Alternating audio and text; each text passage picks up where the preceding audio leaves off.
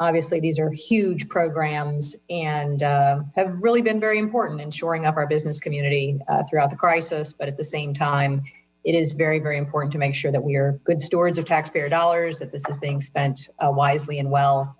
A lot of questions have already been covered about how we make sure that we put the safeguards in place as we open some of these new programs up and try to make sure that we're cautious on that front, and the money is going to the people who need it and into the right spots.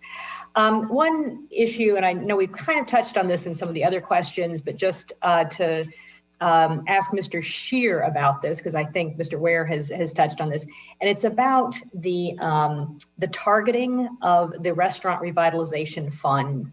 And we know that when we initially launched the Paycheck Protection Program, it wasn't really getting to some of the underserved markets as best we could see. And based on the current guidance issued so far, are you confident that we will be able to resolve this issue and make sure that we get the Restaurant Revitalization Fund to some of the smaller minority-owned businesses across the country?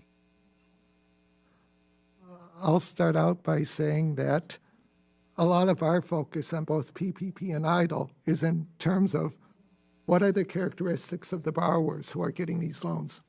So this is something that's been a close focus of ours, and as we initiate work on the restaurant program, we'll be looking at that as well. So it's important to see who the program is serving. It has to do with what is the intent of the program and looking at who's being served by the program. So we will be taking a close look at that.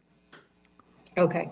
We have this 21-day prioritization period. What is your take on how effective that's going to be at making sure that we get to the right people? We're auditing in real time, and we're going to soon begin work on shuttered venue and the restaurant program. So the idea is we're auditing in real time, but we're going to be looking at who actually is being served by the program. So I think we'll get some indication as far as how well it's worked in terms of serving its intended impact. Okay. All right. Well, just turning to one more other issue that we've really been watching or trying to see, although the data really is challenging, as you all have noted.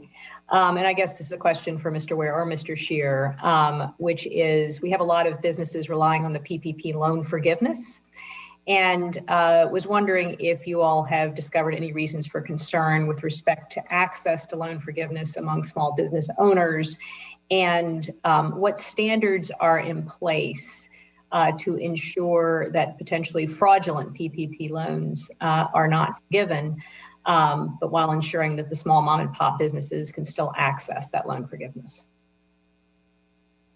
Well, if I may, we are currently conducting an evaluation of the loan review process.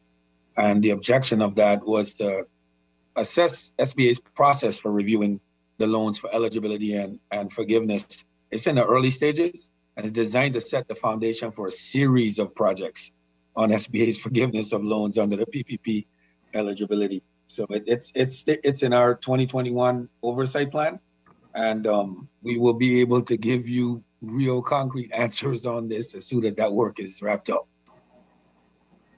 Okay, great, thank you. Mr. Scheer, do you have anything to add to that? We look very seriously at the recommendations having to do with thinking strategically about fraud risk management, because it's not a matter of putting in controls that can slow down the process or can make it difficult for those who are eligible and are being served by the program to get forgiveness. But the idea of coming up with a strategic approach that says, what flags can we pay attention to?